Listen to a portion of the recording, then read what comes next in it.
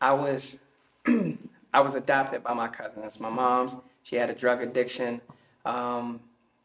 Pretty much from there, I was a troubled youth, a troubled kid. The gang lifestyle, street lifestyle, incarceration, and juvenile incarceration as an adult.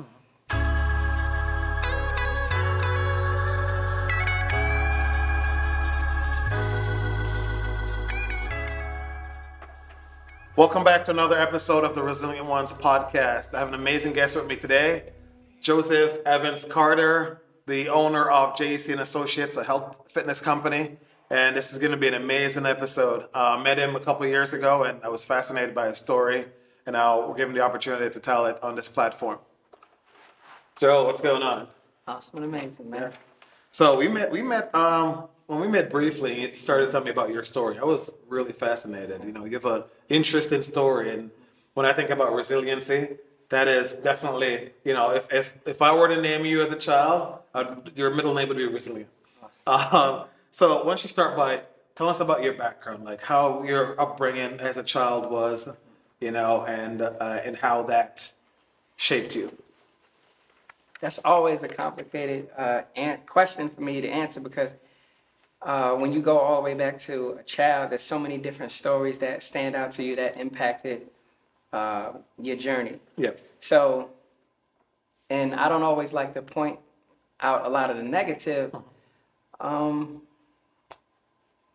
but let's go into it. Yep. Basically, I was adopted by my cousins. My mom's, she had a drug addiction. Pretty much from there, I was a troubled youth, a troubled kid. The gang lifestyle, street lifestyle, incarceration, and juvenile incarceration as an adult. And that was just kind of the journey. That's the only thing that I saw for myself. Yeah. Even though I got kicked out of school a lot, but I was always an A/B student. A, whatever that grade is, A grade, B, whatever it is. And but I just couldn't stay out of trouble. Yeah. Until pretty much as an adult, when I knew I was going to have a son. When I knew I was going to have a son, everything that I thought I knew, I had to change because the most important thing to me was making sure that he had an example of what a man was. Yep. And everything that I wasn't something that I said, oh yeah, I want you to look like me and be like me and behave like me and go through everything that I went through. So I started making those changes then. That's where my real turning point came from. Wow. So like when you say and ask that question, Yeah. it's a lot that goes into it because something might pop in my mind right now. Yeah. And then later on, something else might pop up. Yeah. So, you know, she adopted by your cousins. Were your cousins much older? Like, were they, you know, in their 30s, 40s, like, or were these young people raising a young man? So, first it was really my great aunt. My great aunt, which she adopted me. I was in an orphanage. Me and my brother was adopted. My mom's had 8 kids. Eight of us. All of us got adopted by family members or were in Manhattan, Harlem, New York. Yeah. But my great aunt, she adopted me and my brother Adam. And she raised us as her kids. So we thought that was our mother. And our cousins, which was really our cousins by blood, they were raised as our brothers and sisters. And when she passed away when I was around 5 years old, around 7 years old, that's when I really started finding out a lot of the truth. Like, okay, that's really my great aunt by blood. These are really my cousins by blood. And then I started finding out who my mother was. When, like I said, when she passed away, I believe I was around 5 years old. My cousins that had to take over, which is Tana, we call her Tanya, but everybody calls her Tanya. Yeah. She took over, and she was probably in her late 20s, or just becoming 30, I believe. Yeah. Okay. Yeah. So I know you talked about getting in trouble a lot when you were younger. Was there a certain point where you became a troubled kid? Like, were you a good kid up to 5, and then when your great aunt died, then you started getting in trouble? Like, there's something that you know triggers that. Yeah. So I can't really remember everything. I know I used to always be a fighter. Yeah. But then we got to think about 5th grade, 5 years old. That's kindergarten. So I got kicked out of kindergarten. Wow. I never graduated from. I never got a chance to graduate from kindergarten. Wasn't able to go. Never got a chance to graduate from elementary school. Never got a chance to graduate from middle school. Never got a chance to graduate from high school. Got my GED, but the turning point was I used to get in trouble in school just for people saying things like your mother. Oh, okay. So that was hurtful. The mother thing. Yeah. And I would snap out. I would fight, and I was real violent. I was aggressive my whole youth, childhood. Yeah. So you had a lot of pain, and them mentioning your mother. Yeah. Create that. But it's fascinating that you said that knowing that you were going to become a father changed it when you didn't have that example. Like, how does that happen? Like, how did you know what a man was? You know, like, were there other examples that you saw, coaches, uncles, neighbors? There was no other examples of what a man was, because every man that I knew, even if they were a good man by whatever standard that a good man is being set as, they wasn't the example of what I wanted my son to be. I had to dig deep within myself and figure out who it is that I wanted to be, how I wanted him to see them, how I wanted to treat myself, how I wanted to treat women, how I wanted to be treated, how not really caring about how people perceive me, but the example that I wanted to set, like from leadership. Yeah. You said two things there, and I'm going to go into one, the parent side. So I watched a lot of podcasts, and this one gentleman said, you become a man when you become responsible for other people. And I kind of take it a step further, and I like to say you become a leader, or because it could be a man or a woman, right? You become a leader, not only when you're responsible for other people, but when you accept it. You know, because if you don't accept responsibility, and then it's like you're not really leading anybody. You know, so it's amazing how and only you can accept it. Like no one can force it onto you. So that love for your kid, that's amazing how someone who didn't have a good example, that instinct kicked in. That's remarkable. And to say what you're saying too, like you become, what did you say? You become a what? What the guy said was you become a man when you become responsible for other people. Yeah. So my thought process with that is, there's always some truth to something. Yeah. But you become more of a man when you become responsible for yourself. Because when we start becoming responsible for other people, we're looking at, what they should be doing, what they need to be doing, how we can help them. And then we totally forget about how we're supposed to lead ourselves, how we're supposed to be responsible for ourselves. Yeah. And in that cycle, all that does is the people that you're leading and that you're teaching, they do that and they repeat the same cycle. So you have a whole bunch of people leading people but unable to lead themselves. Yeah.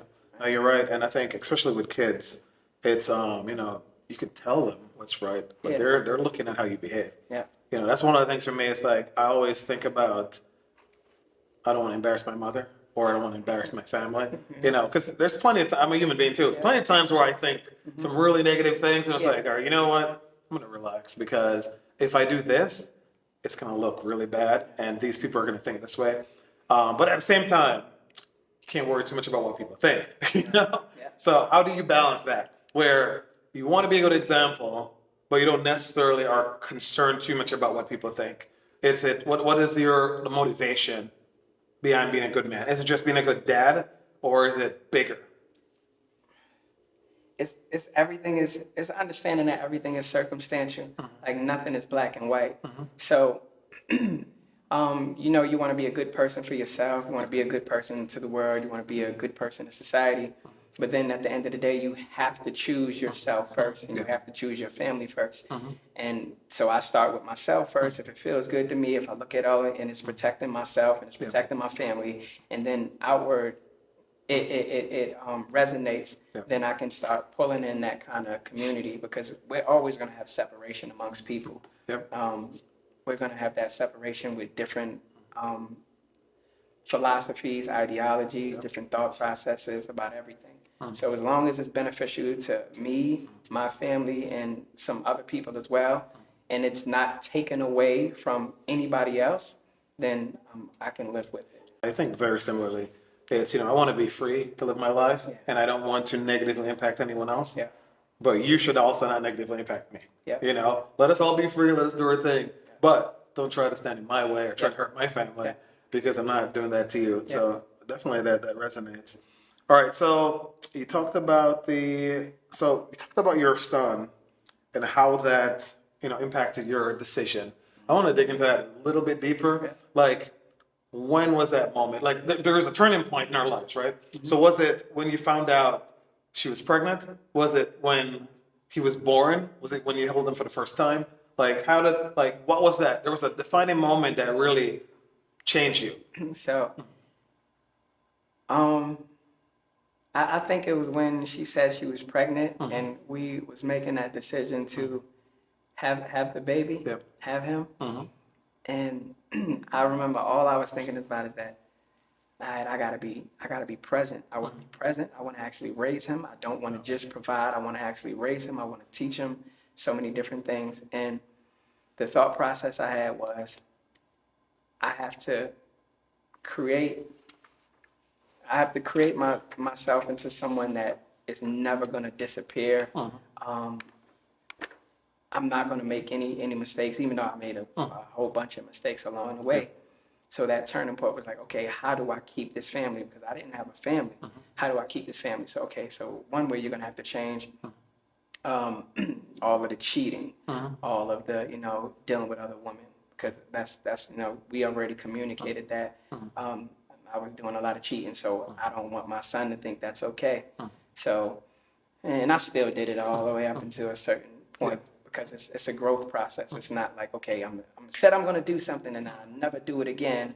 No, you make mistakes, you make less of a mistake, and then you get to a point where you never make a mistake again in that certain area, but you're always going to make new mistakes. But yeah, so it was that point for, how I am with women, how I view women, looking at how I dealt with women in the past, how I want him to be as a man, right when figuring out, everything. I admire your vulnerability and honesty, man. You're like, I appreciate it. And it was too, like staying out of the streets, because certain things we definitely on a camera, hello camera, but different things as far as the street life, the ways that I was living, I had to say, okay, it's never happening again. And when I took that route, it's like, okay, I had to separate myself from friends, family members, everybody. Don't bring nothing around me. Don't have conversations with me about nothing, because I'm no longer that person anymore. I'm JoJo's dad. So I had to create a whole new identity for myself. And during that process, I didn't know who I fully wanted to be. I had to figure it out. Like, I have something in my coaching program where I teach people how to figure out their fitness identity, relationship identity, parent identity, and business and career identity. I put all of those into place for myself over a certain amount of years. And that's how, that was the turning point. Like, when she said she was pregnant, and I was like, all right, we done with everything, and I just had to figure it out. Would you say you feel like you're somebody who, when you decide to do something, you're determined, or would someone describe you as this very stubborn or determined person? Like, when you set your mind to a thing, do you just have to get it done? Like it is. I'm resilient. I got to get it done. Because here's why I thought about that. Everybody wants to change, but not everybody executes. And you realize that, I could try to be a good person, but if I still have these friends, if I'm still going on the block, if I'm still doing these things, it's a matter of time for me to get pulled back into it. So being willing to, I'm sure people probably call you lame. They're like, oh, this guy's lame. Because no, you want one woman, you want to take care of your kid. They're like, no, you got lame. So to be able to have that foresight, that's remarkable, man. But that's the power of loving your kid, So so man, one of the questions I was going to ask you is one of the key lessons you learned, but so many things. If you were to share a couple key lessons you learned through that journey. Because right now you're here, you're a better man than you were, but on the way to becoming this man today, what are some key things you learned?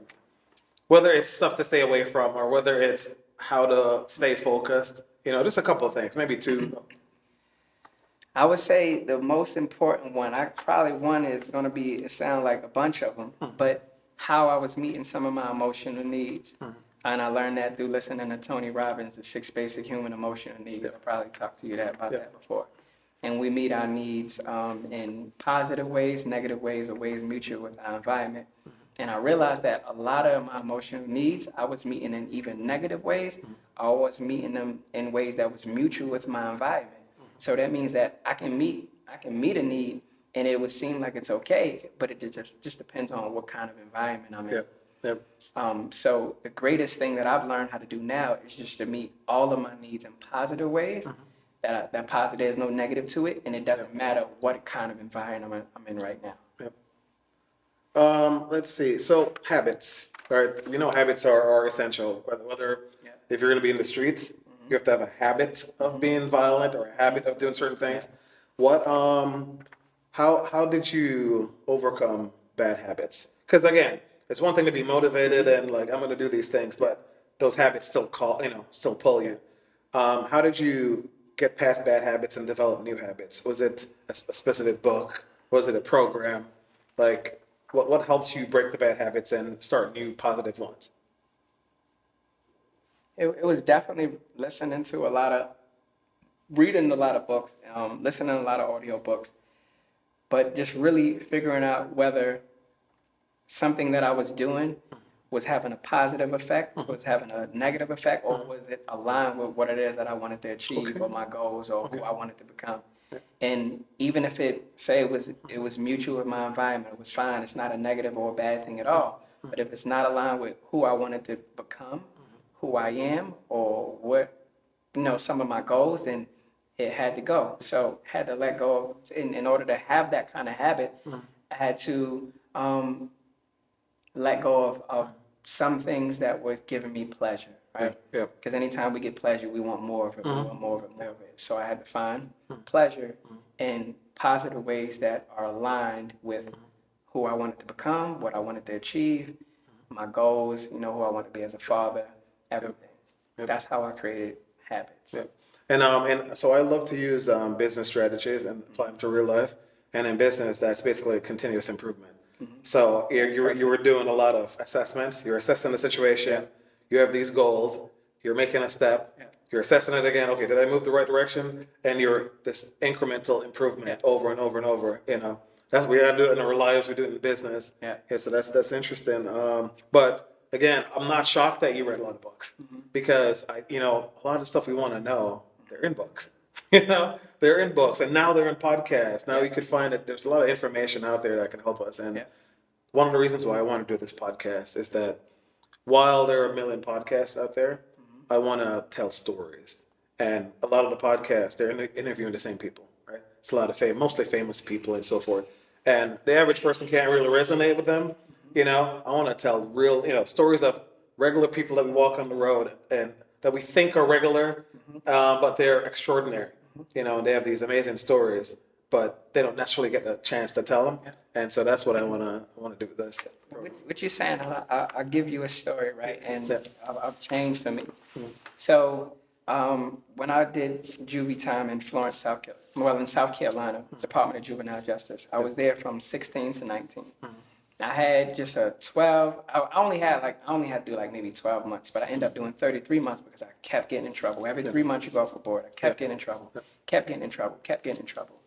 But 33 months up, 30 months was up, and from there I ended up going to the adult facility because while I was back there, I got caught with some marijuana, and that's not the full story that I'm the point, but ended up going to adult facility for three more months. But I remember. I came home from juvie. I didn't have nobody to come get me. Nobody. It's crazy.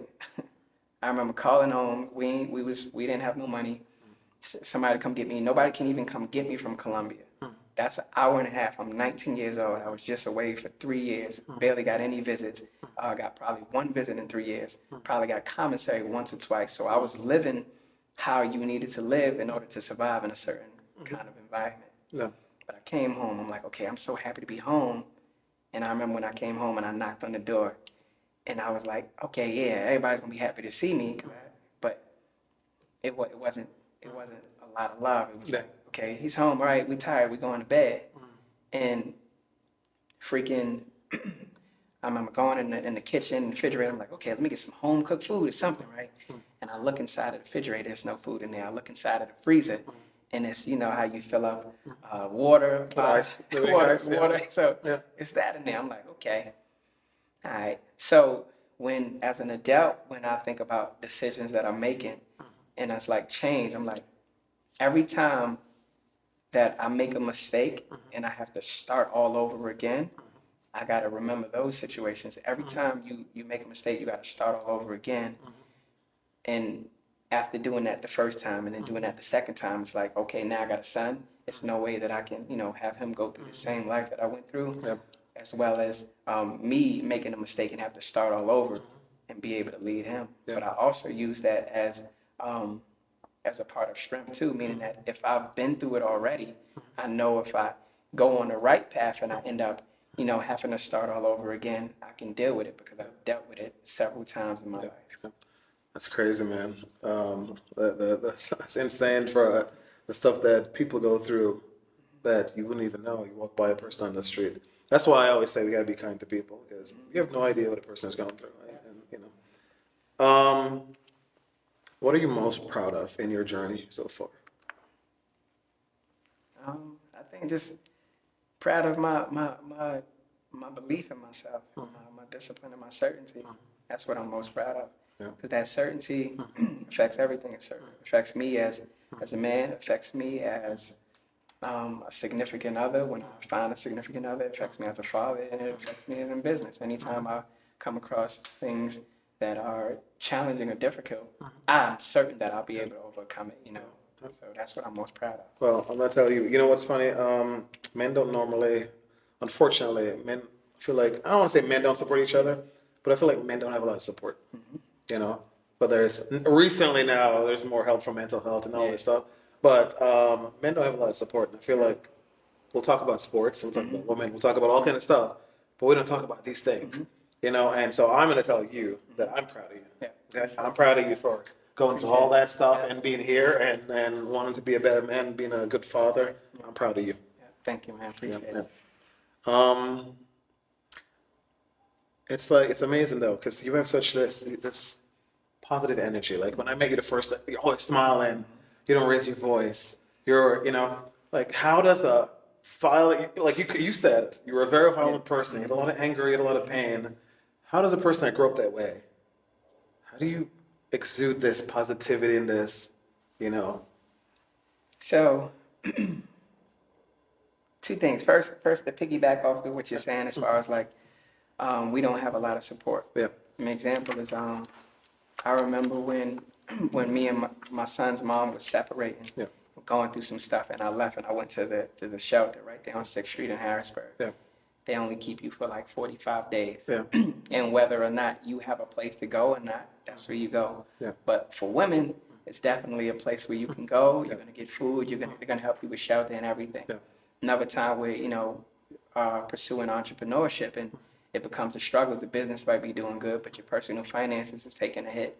And I had to go to another place, which is A Miracle for Sure. A Miracle for Sure, I think that's the name of it. But awesome guy named Timothy White. He had to help me with funds to, you know, get into my own place. Yeah. And I was going through some things. But there's not a lot of places that help give us support. Yeah. The other part where you say, going from being a violent and aggressive person to being a positive person that, you know, seems calm and controlled. Not always calm and controlled. I have my times in my personal life where, you know, I'm not always calm and controlled. But it's a lot of it comes from not wanting to be the person that I was. Like knowing that not only for me did it cause a lot of trauma, but it also caused trauma for other people's families, a whole lot of different scenarios. And I don't want that. And it was hard to balance it. For an example is when my son was younger, he was really, really small, and I was teaching him to not be violent and not be aggressive and just be a super good kid. And I remember going to daycare one day, and because I'm teaching him how to be so much of a great, good, nice kid, I watched the little girl smack him in the face. Yeah. Wow. And then from then on, I said, okay, maybe we got add a little bit of balance to it, because I can't project my fears on you being so violent or aggressive and then turn it into a lifestyle that you're not in a position where you can emotionally control yourself and and you can protect yourself at the same time. Yep. So now I put it in a place of balance. So I can always be peaceful. I can be calm. I can disengage from situations. But I also have another side where I have to protect myself or my family. And a situation is unavoidable. I can be that person too. So I think I'm in a place in my life where I found that balance. I think a basic human right is the right to protect ourselves and our families. You know, if you can't do that, then what is the point? You know. But I don't know who said this, but it's better to be a warrior in the garden than a gardener in the war. Right. So to be able to be aggressive, you need to, but not constantly be aggressive unnecessarily. I think it's a powerful thing. And I don't know if you know Jordan Peterson. Some people don't like him, but I do like some of the stuff he says. He's a psychologist. He said, like basically saying a soft man isn't necessarily a good man. Because being soft doesn't mean you're good. It just means that you can't do certain things, but you can still be dangerous because you'll do it behind, you'll pay someone to do it. But a man who is aggressive, who is responsible and who has self-control is a good man because you're fighting that urge. You're not doing those things. You're choosing to be a good person. So that's interesting, man. Let's see. All right, talked about habits. We talked about some lessons, mindset. So like me, my daughter, people watching from home don't know that my teenagers are behind the camera. So my daughter said earlier about I was working out with you and I kind of stopped. And she said, and you quit. How do you stop yourself from giving up? Is that, again, that father, I can't let my son down? Is that like your main driving force? Yeah. My identity, like I said before, is the fitness identity, it's the relationship identity, it's the parent identity, it's the business and career identity. All of those things are aligned. They meet at the same point. So I never put myself in a position where I say, okay, I'm going to push my son to be great, but I'm going to quit, right? There's nothing that I'm going to quit on ever, like nothing. So if I'm leading him by example, and it's not just in fitness. Like, fitness isn't going to change your life. Making a whole lot of money is going to make some changes in your life, but it's not going to change your life. So mine is always the internal change, the internal never give up, never quit. But it also has to make sense, right? Certain things everybody don't have to do it. Oh, definitely. So for you, actually, before I ask this question, so we're in the streets, quit the streets. You now run your own fitness business. There's a transition point, right? Because you have to make money in this world, right? You got to have money for food and shelter. Like, how do you transition from, the street life? Because the street life is all you know. How do you come into running your own business? What's your struggle? Tell me a little bit about that story. Like, how hard was it to move from that to this? What sacrifices you had to make? It was super challenging because when you go from that to this, you don't have zero skill sets. You don't know nothing about credit. You don't know nothing about business structure. You don't know nothing about marketing, advertising. You don't know how to organizational structure. If I didn't say that already, you don't know nothing about financial accounts. Barely know anything about bank accounts. Everything. So it's a learning process, and you have to really learn. But you got to make money while you're trying to learn too. So in the beginning, it was, work a job, try to do the business stuff on the side. And then I jumped out the window in like 2018 and I said, I'm not going back to work, right? And the business is going good, but finances hit the wall, smack the wall. And when you don't have money in our society, right, even though you have the knowledge and the intellectual property and the skill sets and everything else, and you're progressing, if you don't have enough money, that's when, family, friends, everybody start treating you differently than they did when you had money. So now you got to deal with that. Also, you got to deal with the reality of that. You're struggling to feed yourself. You're struggling to pay bills. So that journey for me over the years has been everything from been struggling to feed myself. With the most I can do is feed my son and not eat. I might not eat for a month, or I might eat one meal for a month or 2 months or 3 months a day. So I may not be able to, do certain things. We talking about freaking not having no car insurance, not having no car registration, not being able to pay your car payment, barely being able to put gas in the car. everything that you go in with lights cut off, gas cut off, freaking going through eviction court every 3 months because, you catch up behind, all of those processes. And in the meantime, when you talked about what makes you not give up, it's that certainty. When I said certainty, I have no doubt, no matter how people looking at me, how people view it, I always had that certainty that I'm gonna keep doing this. And I'm seeing the progress because now I've learned all of the data. I see the progress growing and just gotta stick to it. So now I'm finally in a place where I've overcome it just a little bit. But it's like, okay, now how do we get to that next level? And I'm constantly learning new skill sets. So you gotta not focus on doing a bunch of different things that don't go with it, but all of the things that go with it, like I talked about. Oh, that makes sense. You don't be pulled in too many directions unless it's related to the goal. Right? Yes. Yeah. That makes sense. But I need you to win, man. I need to see you win. Like really, in really. the next few years, JEC and Associates. I need you to win. We're not going to just be here. We're going to have multiple locations. So talk to me about JEC and Associates. The viewers here. What that is, what you offer, and how to get in touch with you. Yeah. So JEC and Associates is an overall wellness group and personal fitness coaching company. We focus on fitness, nutrition, supplementation, mindset, emotional, and lifestyle strategy coaching. So we have an in-person and we have our online packages, and it's just about being impactful, being innovative, and being for the community and for the people. Awesome, man. I don't know how much time has gone by. It might be, I think we're gonna wrap up in a minute here, but I'm proud of you, man. Just everything you've done. I told them, I said, this is gonna be a great interview because this guy is special. I've been through a ton of, but I'm proud of you at a young age, relatively young age, right? Realizing that I gotta change some stuff. Because you're still, how old are you now? Hey, they made faces when you said. They're like, young. How old are you now? I'm 38. You're 38, and JoJo is what, like 8? JoJo's 11. He's 11. All right, so relatively young age, you're right, in the 20s, late 20s. So that's still for someone who had that lifestyle in your 20s to say, wow, I gotta change this without having that, someone else pushing you. I think that's very inspirational. There are people out there struggling, and what I like is when I learned a lot from other people's struggles. I'm like, man, if they could get over that thing, then why am I crying, And not that my thing isn't tough to me, but it's inspirational to see that other people have gotten through it. For me, it was anxiety and depression. And I watched a lot of videos and read a lot about it. And I'm like, well, first of all, I'm not the only one. A lot of people are dealing with it. People have gotten through it. That means I can do it because I'm a human being too, right?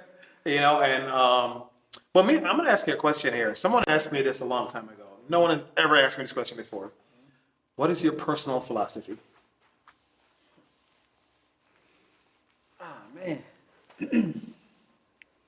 What is my personal philosophy? Family. I guess that's the best way I can say it. Family is my personal philosophy. Family first, then friends, and then the world. Just be the best version of myself. Like, how can I improve? How can I improve? How can I improve? How can I improve? First I use JoJo as so the same way some people, and to each his own, some people use religion, some people use social groups as, their standard for life. And why they become a certain way or why they think, act, behave, whatever.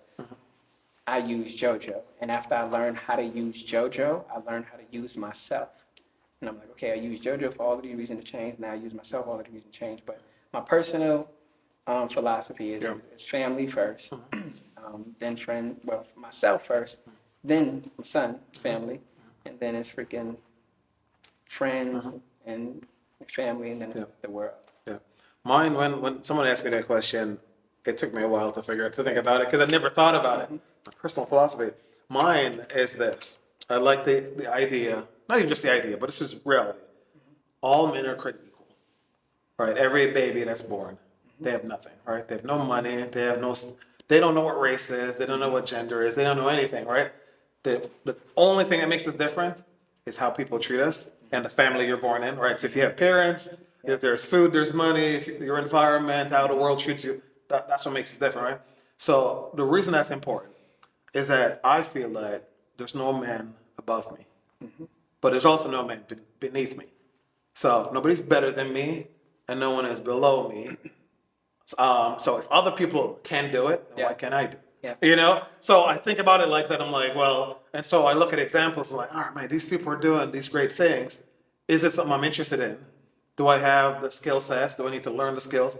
So that kind of helps to drive me. And that's why I'll go try things out. And I'm like, yeah, on the surface, it looks like I have no business doing it. But 10 million people are doing it.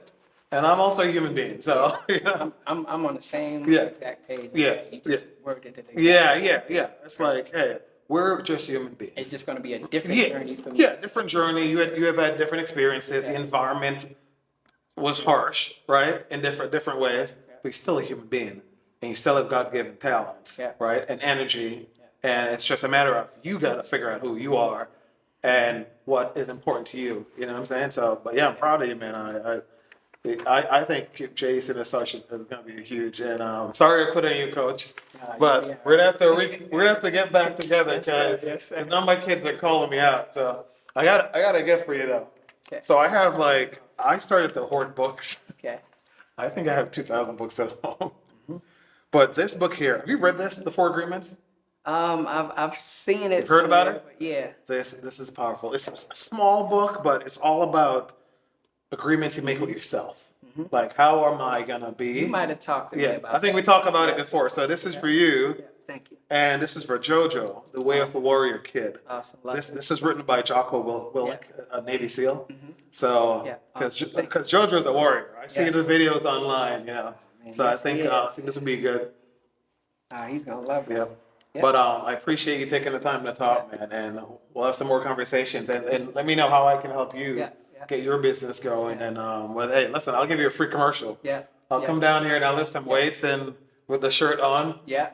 Tell me what I need to do and I'll do it. Let me know all right? anything I need to do as well, man. Let's put it together, figure it out. Absolutely.